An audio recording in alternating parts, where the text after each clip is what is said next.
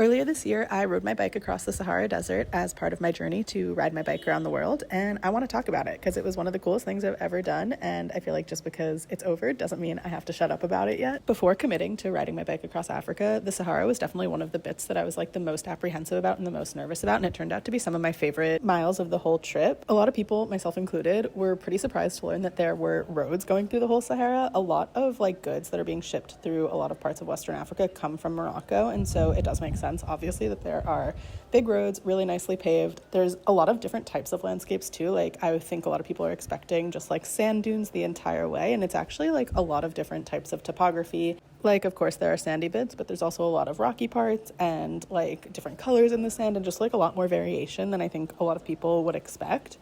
We slept in tons of gas stations all through the Sahara. When towns and like villages become a little bit more sparse, there's a lot of gas stations that will let you sleep in the little like rooms that they have for fixing up cars and stuff. So that's really nice. And it was always like an exciting but also nerve-wracking part of the day of figuring out where we were going to sleep for that night. In Western Sahara, there are a lot of like military checkpoints and police stops, and so sometimes they would direct us to where they wanted us to sleep for the night. And I mean, that was nice. It always made me feel like safe to know that the police knew where we were sleeping and were okay with it. Lots of people would stop on the road to give us things. This man gave us oranges, and another car would stop and give us water, and that also was just so nice. It felt really good to have like the people that would pass you be supportive and excited and want to cheer you on. It was also Ramadan while we crossed the desert, and so I think there was even more of like a giving and communal energy to the road, which was really nice. Again, just felt really good to have people like supporting you and cheering you on, even if it's just with like a honk of their car horn or giving you water. And another thing that was really interesting for me to learn is that the Sahara has really like predictable weather patterns, and so the wind very often pushes from north to south, and so we had pretty strong tailwinds for a lot of the time, which obviously makes the pedaling a lot easier, but it also makes long days more doable, and you just feel, I don't know, kind of like you're flying while you're going through these landscapes, which was really fun.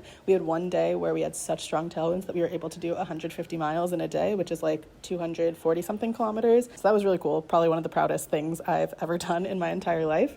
And yeah, I just had such a good time in the desert, so I wanted to share a little bit more about that experience with you. And I don't know, I guess let this be your reminder that you can do hard things and you can do things that scare you if you just try and put your mind to it. Okay, that's all for me. I'll see you guys soon. Bye.